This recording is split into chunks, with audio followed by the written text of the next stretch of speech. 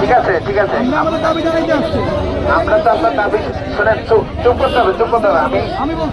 আমি কথা বলার সময় একটু শুনতে হবে, একটু শুনতে হবে, ঠিক আছে? আচ্ছা, এখন আপনাদের দাবিটা আমি তো শুনেছি, তাই না?